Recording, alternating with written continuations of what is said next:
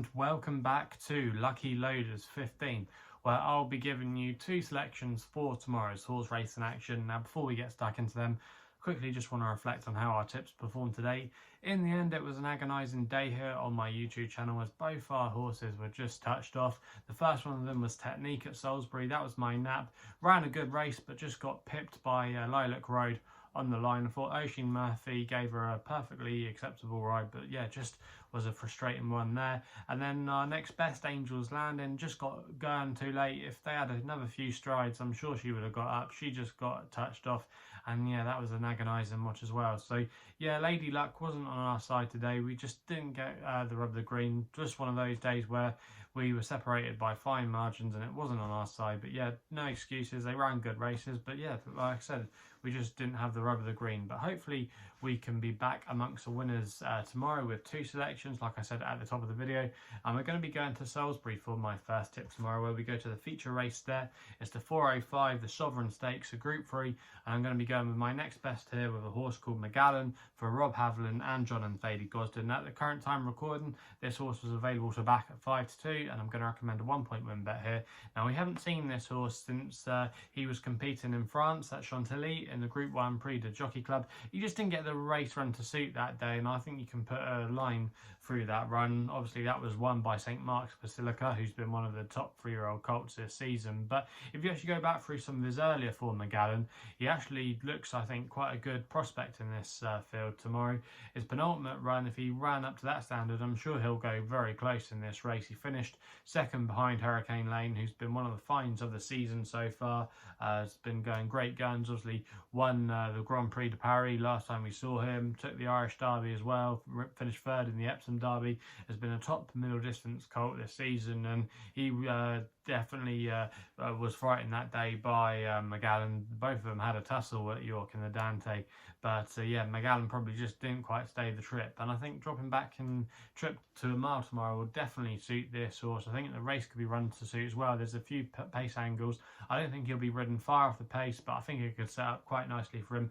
He's by Kingman as well, who just, I think, relishes the mile trip, his progeny. I just think he'll relish the drop back in trip, and I think the drying out ground will help him too.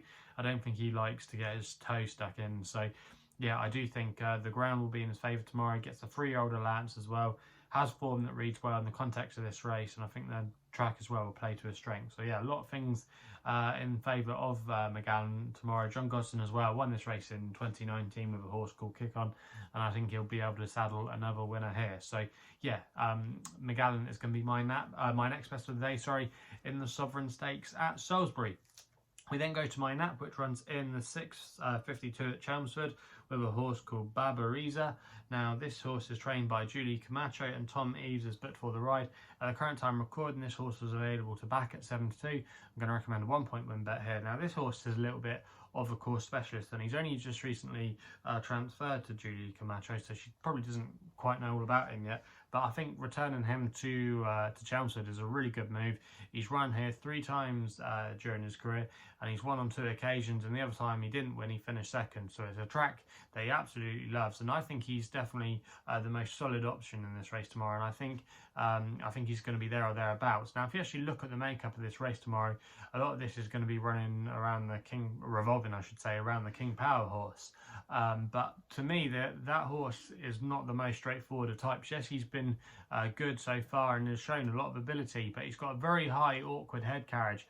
And I think running at Chelmsford, that just might go against him tomorrow. I'm not sure if he'll cope with the bend that well, and I would be slightly concerned about that. I think he'll probably prefer a more longer straight track, whereas going around the bend at Chelmsford, where it's a bit more of a speed test, yeah, I would have my doubts there, and that's why I like the chances of Reza. If you look at the rest of the field, I don't think they're particularly that well treated, or they'll handle Chelmsford. A lot of them haven't got experience at Chelmsford, whereas our selection has. So I do think he's got a good chance in this race. Yes, he'll probably need a career best to win, to defy a mark of this nature, but yeah, I think off 83, he's definitely kind of going to be a horses for horses kind of a horse here, and yeah, I think he might have enough to win this race, and it could be run to suit.